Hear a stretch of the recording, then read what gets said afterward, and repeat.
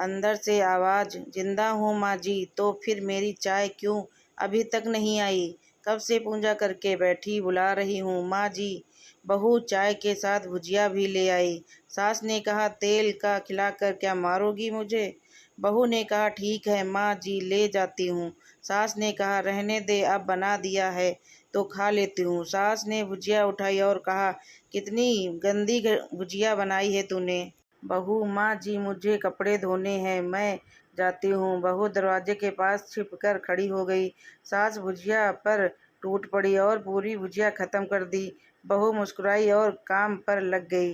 दोपहर का खाने का वक्त हुआ। सास ने फिर आवाज़ लगाई, कुछ खाने को मिलेगा? बहू ने आवाज़ नहीं दी। फिर सास चिल्लाई, भूखे मारोगी क्या?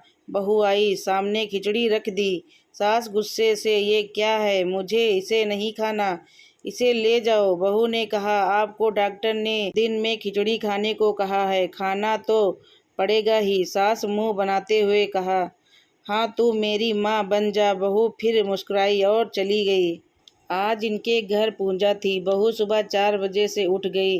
पहले स्नान किया, फिर फूल लाई, माला बनाई, रसोई साफ की, पकवान और भोज बनाया। सुबह के 10 बज गए। अब सास भी उठ चुकी थी। बहू अब पंडित जी के साथ भगवान के वस्त्र तैयार कर रही थी। आज ऑफिस की छुट्टी भी थी। यहाँ उनके पति भी घर पर थे। पूजा शुरू हुई। सास चिल्लाती, बहू ये नहीं है, वो नहीं है। बहू दौड़ती दौड़ती आती है और सब कहती है। अब दोपहर के 3 बज गए थे। आरती की तैयारी चल रही थी। पंडित जी ने सबको आरती के लिए बुलाया और सबके हाथों में थाली दी। जैसे ही बहू ने थाली पकड़ी, थाली हाथों से गिर गई। शायद भोग बनाते हुए बहू के हाथों में तेल लगा था, जिसे वो पोंछना भूल गई थी। सारे लोग तरह तरह की बातें करने लगे। कैसी बहू है, कुछ नहीं आता, एक काम भी ठीक से नहीं कर सकती, ना जाने कैसी बहू उठा लाए, एक आरती की थाली भी संभाल नहीं सकी। उसके पति भी गुस्सा हो गए, पर सास चुप रही, कुछ नहीं कहा, बस यही बोल के छोड़ दिया, सीख रही है, बस सीख जाएगी धीरे धीरे। अब सबको खाना परोसा जाने लगा। बहू दौड़ दौड़ के खाना देती, फिर पानी लाती। करीब 70-80 लोग हो गए थे। इधर 9 नौकर और बहू अकेली, फिर भी वह सारा काम बहुत ही अच्छे तरीके से करती। अब उसकी सास और कुछ आस पड़ोस के लोग खाने पर बैठे। बहू ने खाना परोसना शुरू किया। बस वो खाना दे दिया गया। जैसे ही पहला निवाला सास ने खाया, तुमने नमक ठीक नहीं डाला क्या? एक काम ठीक से नहीं कर सकती?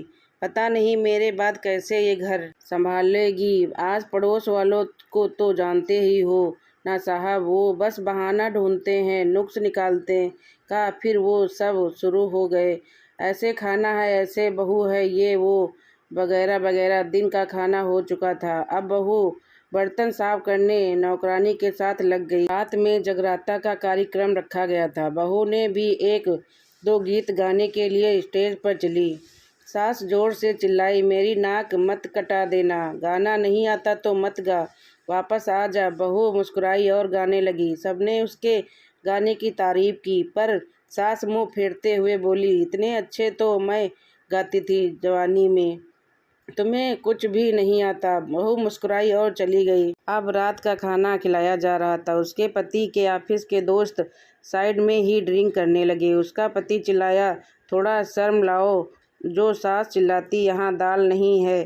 फिर चिल्लाया, कोल्ड ड्रिंक नहीं है, पापड़ ले आओ। इधर उधर आखिर में उसके पति की शराब गिर गई। उसके एक दोस्त पर और बोतल टूट गई। पति गुस्से में 2 झापड़ अपनी पत्नी को लगाते हुए कहता है, जाहिल कहीं की, देख कर नहीं कर सकती, तुझे इतना भी काम नहीं आता। सारे लोग देखने लगे। उसकी पत्नी रोते हुए कमरे की तरफ दौड़ी।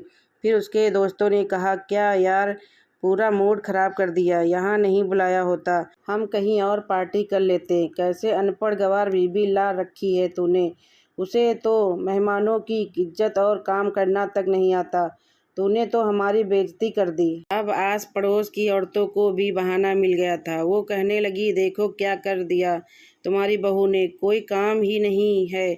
मैं तो कहती हूँ अपने बेटे की दूसरी शादी कर दो, छुटकारा पाओ इस गंवार से। सास उठी और अपने बेटे के पास जाकर उसे थप्पड़ मारा और वह अरे नालायक, तुमने मेरी बहू को मारा, तेरी हिम्मत कैसे हुई? तेरी टांग तोड़ दूंगी। उसके बेटे के लिए दोस्त कुछ कहने वाले ही थे। उसकी माँ ने घुरते हुए कहा, चुप, बिल्कुल चुप।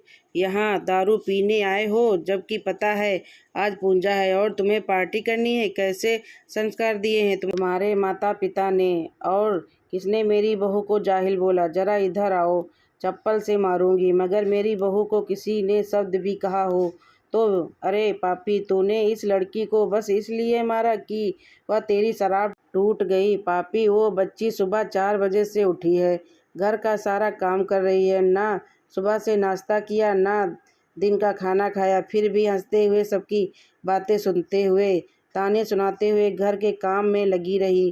तेरे यार दोस्तों को वो अच्छी नहीं लगी?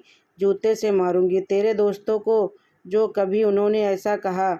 उसके यार दोस्त चुपके से खिसक गए। अब सास बहू के कमरे में गई और बहू का हाथ पकड़कर बाहर लाई। सबके सामने कहने लगी, किसने कहा था अपनी बहू को घर से निकाल के दूसरी बहू ले आना? जरा सामने आओ। कोई सामने नहीं आया। फिर सास ने कहा, तुम जानते भी हो क्या हो इस लड़की के बारे में?